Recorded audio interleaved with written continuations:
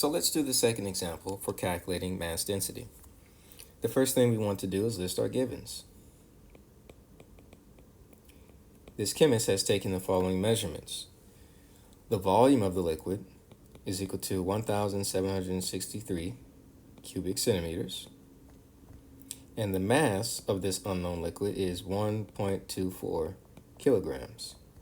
They want us to find the density of this unknown liquid. Well, we have a formula that allows us to find density. Density is simply the ratio of mass to volume. We have a mass and we have a volume.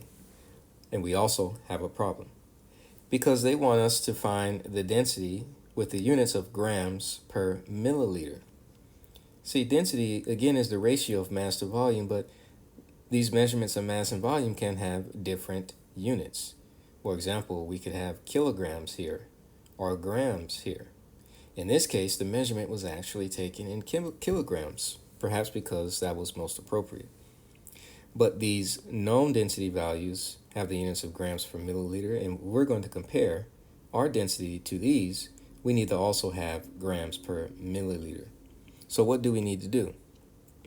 We need to take the given mass of 1.24 kilograms and convert it to grams before we calculate our density. In order to do that, we just simply need to know the meaning of the prefix kilo. So 1 kilogram is equal to how many grams? Well, because we placed a 1 in front of the prefix, we can use this little shortcut. 1 kilogram is equal to the meaning of kilograms. The meaning of kilo is 10 to the 3 or 1,000. So now that we have this conversion factor, we just express it here with kilograms on the bottom.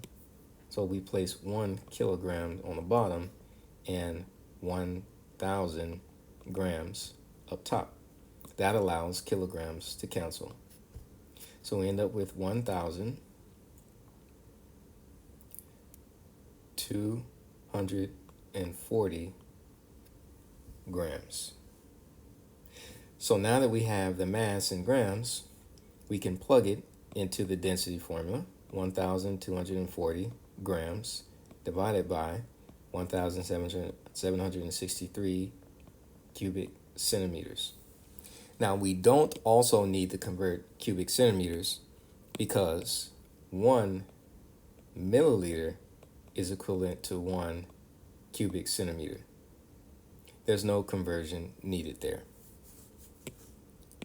So I place this into the calculator, and the value that I get is 0.70335.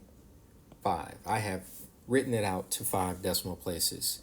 The units would be grams per cubic centimeter or grams per milliliter. The next thing we have to do, and let's go ahead and round it. They ask us to round our answer to 3 significant digits. Why 3? Because this value is limited to 3. So if I'm going to round this to 3 significant digits, I would round not here, not here, but to here. So the final answer would be 0.703 grams per milliliter. So I'll write that here, 0.703. And let's check our table of knowns and see if there's anything close. Carbon tetrachloride, no. Wouldn't be that one either, or this one. Methyl acetate, kind of close, but let's see if there's a better choice. Diethylamine, this one is very close, 0.71. It's probably is unknown, and the difference in this published value and our calculated value is probably due to a little bit of error in his measurements of either volume, mass, or both, or just limitations of the equipment that he used. So is it possible? I would say yes. And I would say that the identity would be diethylamine.